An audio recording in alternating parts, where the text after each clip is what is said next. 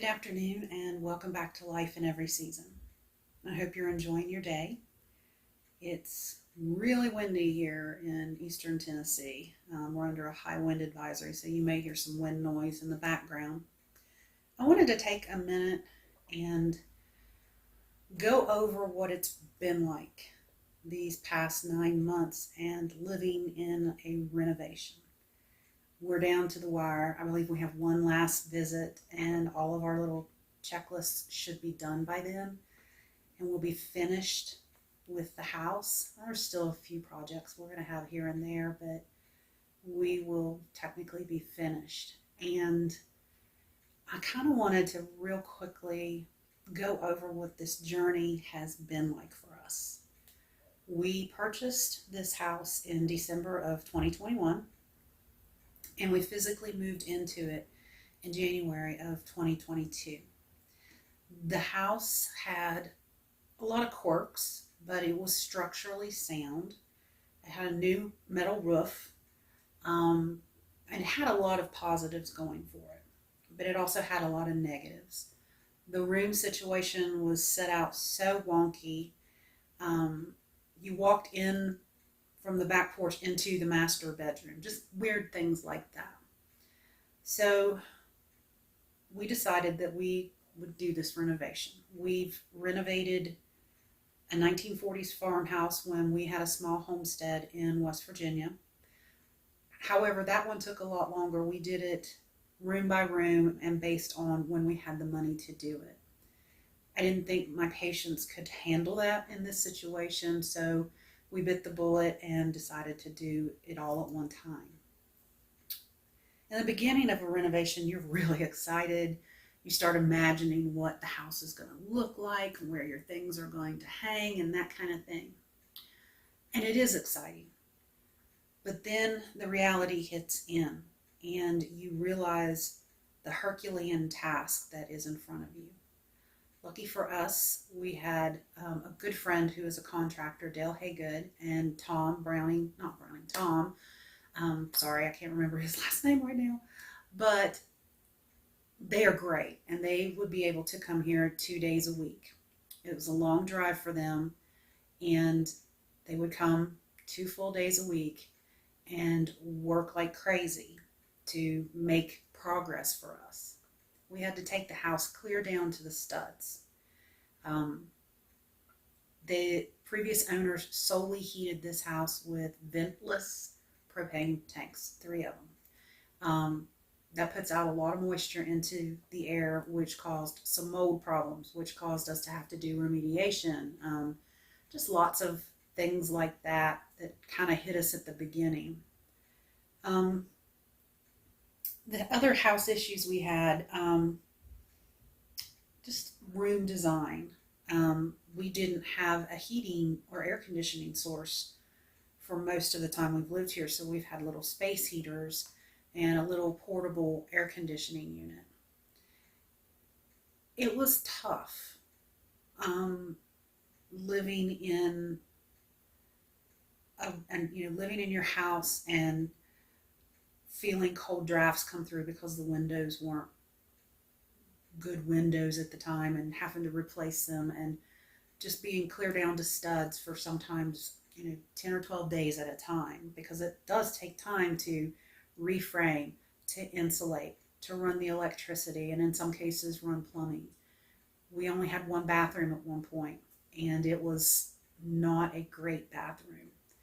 And then we put in a second bathroom, which made everything great, but still Herculean tasks.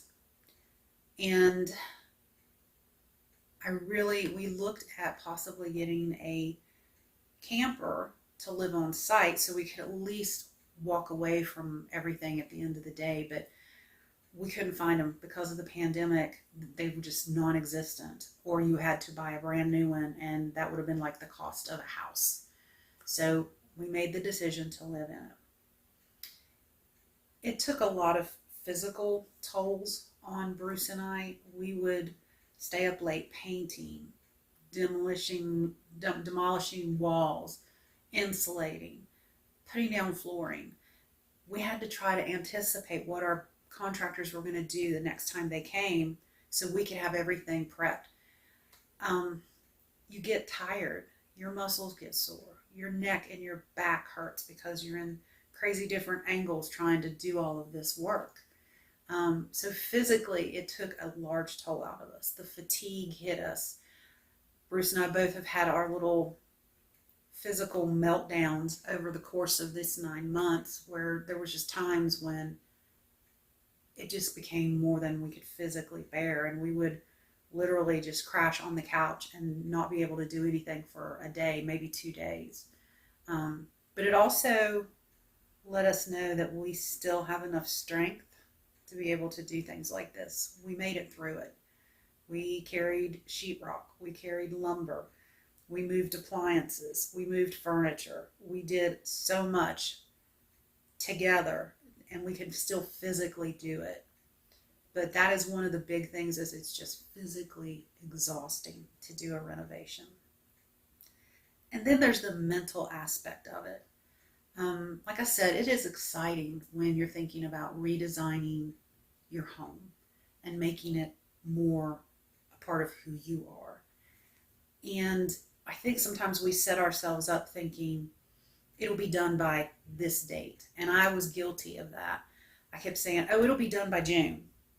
And then it was like, well, it'll be done by the end of August. It'll be done by Labor Day. It will be done by Halloween. I had to quit doing that to myself, because I would get really upset when things didn't progress as quickly as I wanted them to. There is a natural order into how things have to be done with building. You can't just automatically throw new kitchen cabinets in over a bad subfloor, or put up tongue and groove without insulation behind it. There's just a natural order. And it really got frustrating for me, because during that 9 months, there were at least 3 times that I was without a kitchen and was cooking dinners in the living room on our camp stove, and then taking the dishes back to the bathroom to wash them in the bathroom sink. That was mentally taxing. And no, it sounds kind of like I'm complaining, but after you do it for a while, you start to get a little tired of it. Also, we call it the adult Tetris game. When a room would get finished, that was great. We would celebrate and be happy. But I was also the person staging all of our materials. So if I saw something that we knew we were going to need, I would go ahead and buy it. I would go pick it up, and I would bring it back here. And then we had to store it somewhere. So like the flooring for the house we bought in January as soon as we moved in.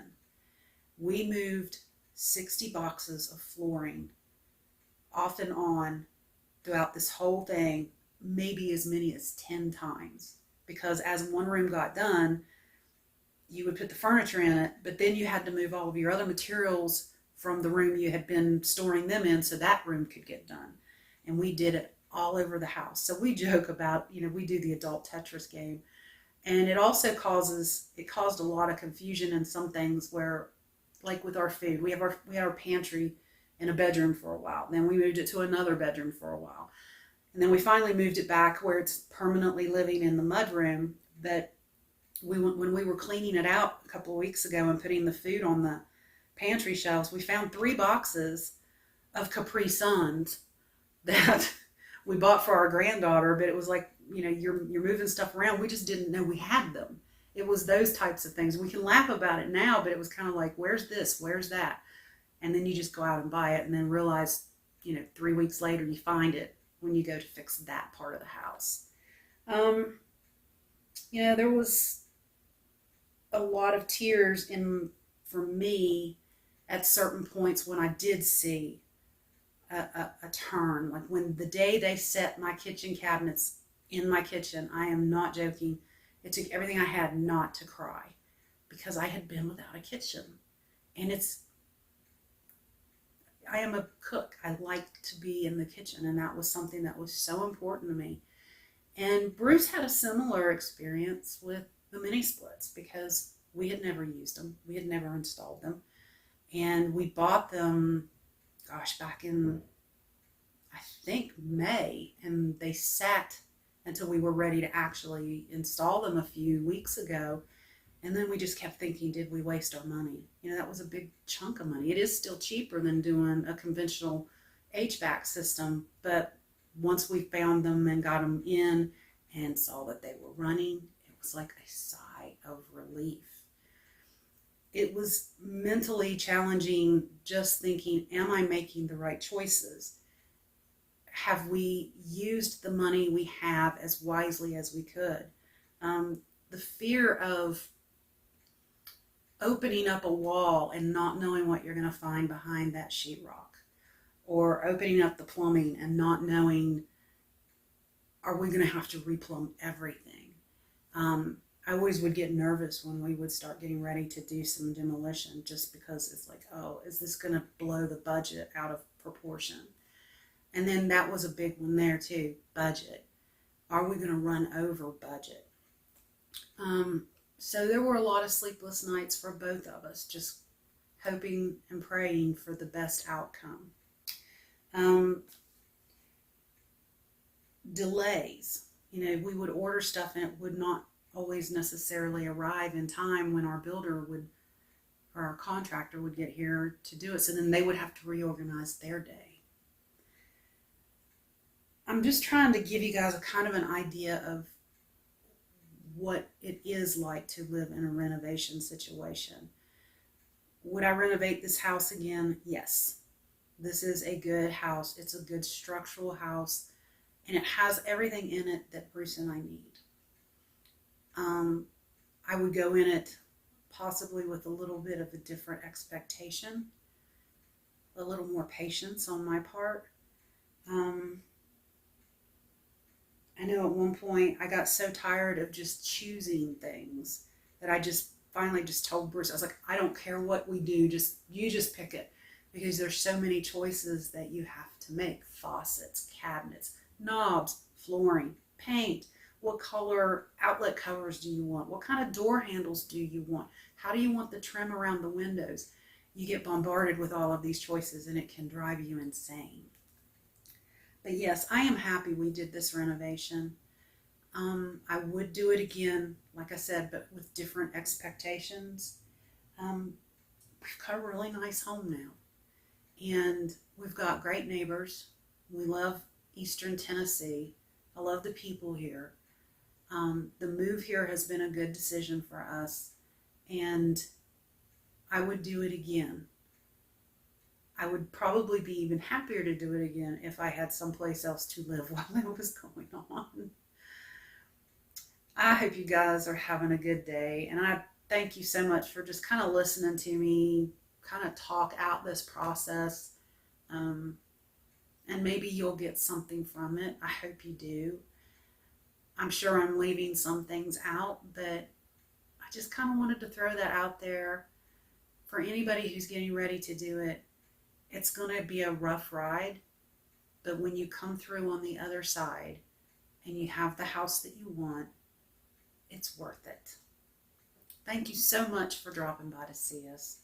Stop by again whenever you have a chance. We'll be putting some more videos out. I thank you so much. If any of this was helpful to you, give us a thumbs up and a like. And if you haven't done it already, subscribe to our channel. Thanks again so much, and we'll see you later at Life in Every Season.